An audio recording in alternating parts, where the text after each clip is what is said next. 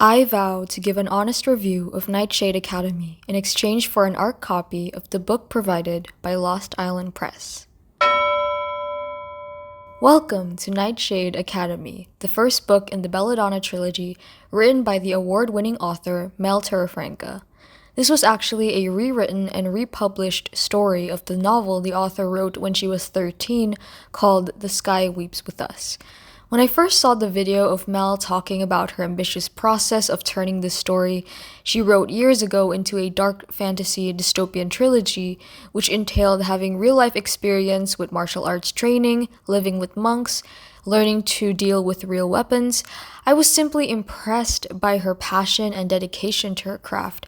She has always been a source of inspiration to me, an aspiring writer myself, and I cannot believe she really went all out with this first book in this captivating trilogy. The story follows Yashi Kanya, a 15-year-old star student turned lowlife who was corrupted by a traumatic childhood event at the start of the novel.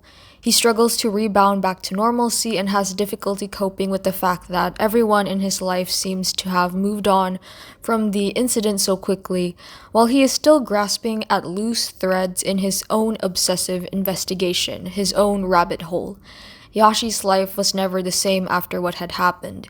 His test scores are lower than ever, he has trust issues against the Force, the elite group of guardians that protect the Empire, and worst of all, his relationship with his childhood best friend, Quaxavarium, was deteriorated as a result of the gruesome incident. Quax's dream is to become a guardian like his sister, Calavarium. Belladonna Guardian Academy is a prestigious military school in which 20 teenagers enter into the brutal and aggressive program that molds them into potential guardians, but only 5 can graduate. Yashi doesn't have any solid career path choices or bright dreams for the future. Haunted by the looming shadow of the past, he is tethered to it like a lifeline and is prepared to spend the rest of his time living a simple life in the comfort of his hometown of Citra.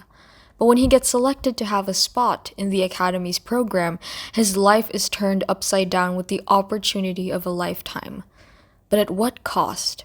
Soon, he strikes an alliance with 2 other Guardian trainees, Vel, the only girl, and Pinto, the overachiever. Together, they weave through the program, watching their competitors dwindle, and over time, Yashi realizes that they have been entangled into a net of lies, manipulation, corruption of morality, abuse of power, and indoctrination.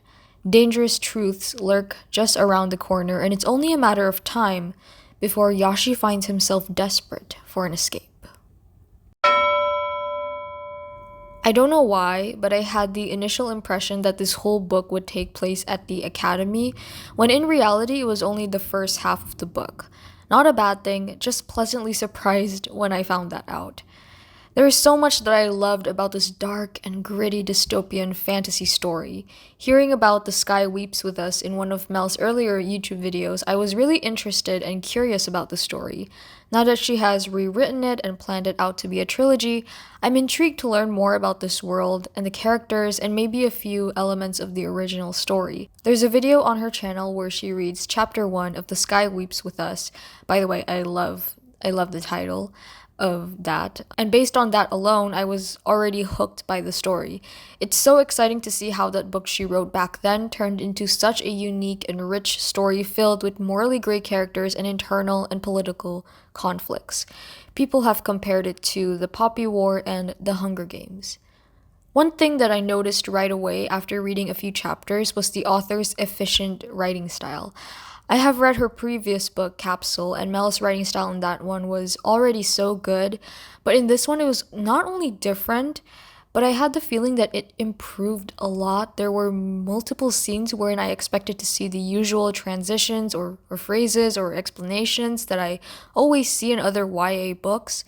But to my surprise, the book exceeded my expectations and the author wrote certain scenes or explanations differently and cut to other scenes very efficiently without the use of unnecessary transitions. It made the reading experience much more fun, and it didn't leave the story to be bogged down by long descriptions and passages that are already familiar to readers. She also ended chapters in a satisfying way and not in the way that I was used to reading.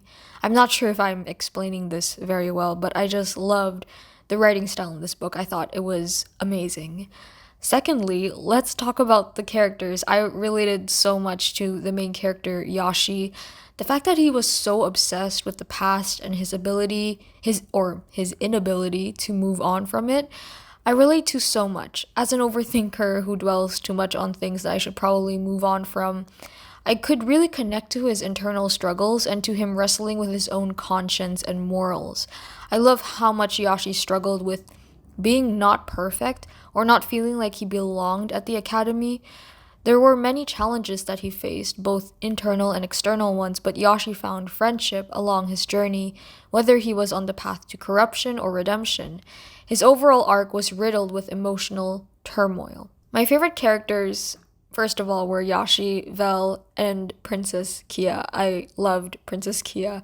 I also really enjoyed Pinto's character and how much he strives for academic fulfillment and success. Yashi, Vel, and Pinto will always be the golden trio in my book. Their scenes together and how they formed alliances with each other were some of my favorite moments in the story before things got darker and certain plot developments started to tear them apart. There was quite a bit of exploration on academic validation and rivalry in this book between the trainees, which I think paints an accurate representation of school systems today and their cutthroat nature.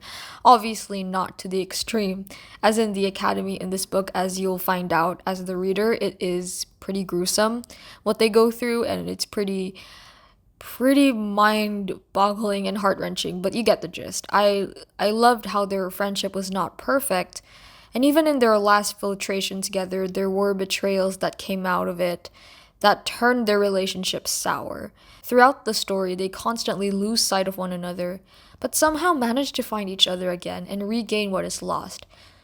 But then even that is tested until the very end of the novel. I love the exploration of political propaganda and schemes in this book, and I think it's also reflective of today's society and how the media portrays events happening in the world. The thing about the Guardians that caught my attention the most was their ability to tell a good story and spin a tale of their own to fit their own narrative.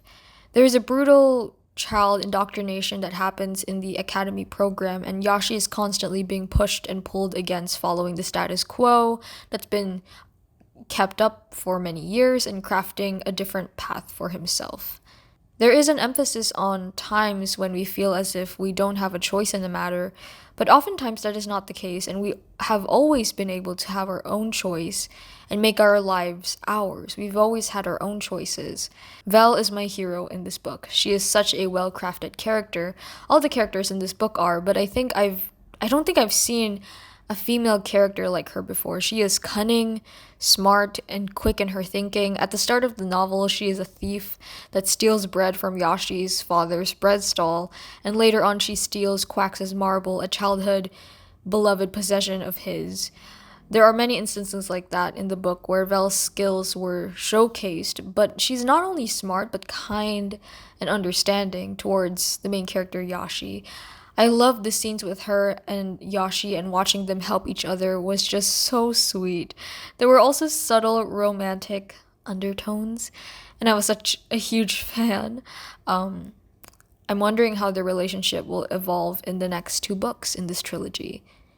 Yashi and Quax's relationship was also interesting to follow. I love childhood friends turned rivals turned back to friends, somewhat in this book. You'll see where that goes, but their dynamic was somehow a part of the heart of this story, and at times it was painful to see how much trauma played a role in their friendship. This book really is an exploration on the effects of trauma on a person's life. And finally, Princess Kia. I adored her. I'm really looking forward to seeing where her character goes in the rest of the trilogy, because there was something that happened at the end that kept me hooked onto her role in Yashi's life. I'm really interested and looking forward to them meeting again. Speaking of the ending, that ending, that ending, what a plot twist. Totally did not see it coming. I'm still speechless just thinking about it. It came out of nowhere. It just it hit me in the face. It kind of blew me out of the water. Is that the correct way you use that phrase? But I loved it. I think it was just the perfect amount of not so obvious, but also kind of obvious. Like, if you go back in previous parts of the book, you can kind of trace the breadcrumbs and kind of like the hints that were planted, but it's not like super duper obvious. It was just like, I thought it was just like a casual thing that was mentioned and then we're moving on from it. But no, it was actually, I'm not trying to spoil too much, but it's very, it ended up being very significant, and that was how it ended, and I was so shocked. It was just like one sentence changed the entire story. And I think as a writer, if you can do that, if you can just have one sentence that changes the entirety of the plot, of the direction, I think you're a good writer if you can do that and come up with that kind of twist. It's just, I don't know, I keep going on and on about the twist, but I just love it. It's perfection. It's just, it's ending the symphony on a good note, if that makes sense. Um anyway, yeah. I'm a sucker for that ending. The world building was also so well done. The history, the opposing empires, the Guardian Force itself, it was so much fun to read and learn about. I also loved the symbolisms in this book, the meaning of Nightshade and the plant belladonna. I actually was pretty inspired myself to research Nightshade and belladonna, and I found it to be very interesting, and how it's used in the book is so interesting. There's a lot of like poison scenes. Very, very gruesome and very unsettling and makes you sick, but there's like tolerance maintenance. I think that was so cool, very interesting the way it was executed. It was just like, what? I was just really confused, like, oh, this is happening now, this is what's happening. Yeah, a lot of poison, super fun. Not that I would use poison in real life, but in fiction, it's fun, I guess. Yeah, it's fun. More symbolisms like puppet strings, rabbits, hide and seek. I was so invested in how they all shaped the story and its core themes. This book, at its core, to me, is the story of how we sometimes want something in life and work so hard to achieve it, and when we do achieve it, we feel hollow and empty, like it wasn't as glamorous as we once thought it would be.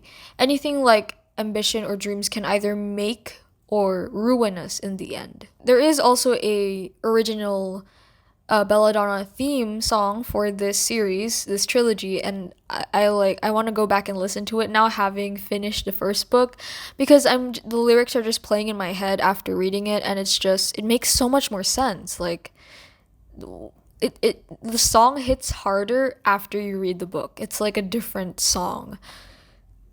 It has like more weight to it, and it has more meaning to it. Not that it didn't have when hadn't read the book yet, but reading the book really adds a lot more weight into the lyrics and what they mean, and you start to really appreciate it more, I feel like. So I just really can't wait to listen to it again after finishing this book.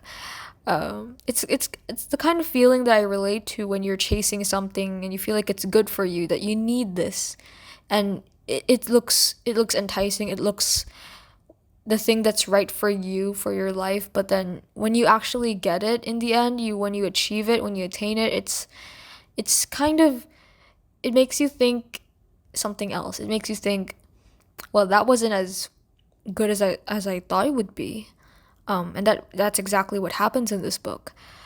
There were minimal things that I disliked about this book. I loved it overall, but there were times where certain phrases kept occurring in the book. The line, "he pursed his lips," came up frequently, and I couldn't unsee it when it kept appearing once in a while.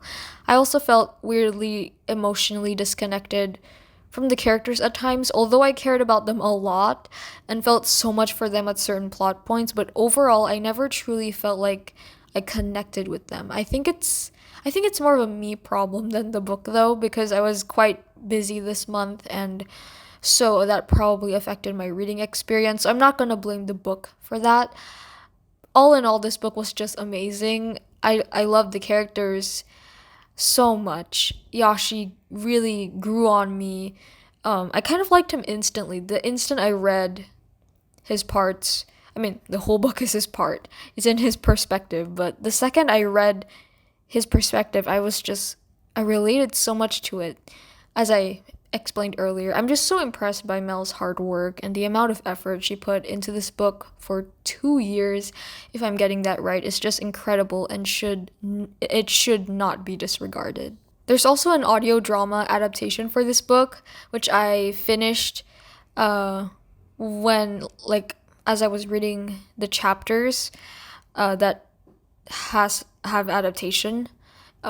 As of right now, at least the first half of the book it has been adapted. It's on her YouTube channel. The production is so well done, and the voice actors were perfect. I highly recommend it. I also thought for this video review, since there is an audio drama version of the story, what if I made an audio slash podcast review for the book? Like the video I did for Capsule, I also did one for Capsule, just like that. I was like, what if I did that again? Because it makes sense, because there's an audio adaptation for this book. Yeah, I had a blast making the one for Capsule, and I'm having a blast making this one right now. I thought I would do the same for Nightshade Academy. I thought it was very fitting. Yeah, I'm enjoying that process. Really recommend the audio drama. It really is an immersive experience, and the book is immersive enough, but coupled with the audio drama, I think it's not like an audiobook. There are certain changes in the descriptions, but it's overall very, very good, very immersive. In the end, this novel blew me away with its effective writing style, the well-crafted world building, the twisted ending, and the morally gray but relatable cast of characters. I would give Nightshade Academy a read if I were you. I will leave all the relevant links to purchase in the description, as well as Mel Torrefranca's journey in writing this book, which I think is worth checking out as well, as much as reading the story itself. I think the story behind the story is always something else, and that's always fun to learn about how an author writes, the creative process that goes into the craft of writing a book. Thank you so much again to Lost Island Press for giving me a free copy to review, and to Mel for always being such a wonderful creator and author. I've always enjoyed your work, and you're always one of my favorite creators in all platforms. I can't wait to see the trajectory of the rest of this trilogy. Can't wait for the second book whenever it comes out, and what else you have in store for readers. Thank you all so much for listening.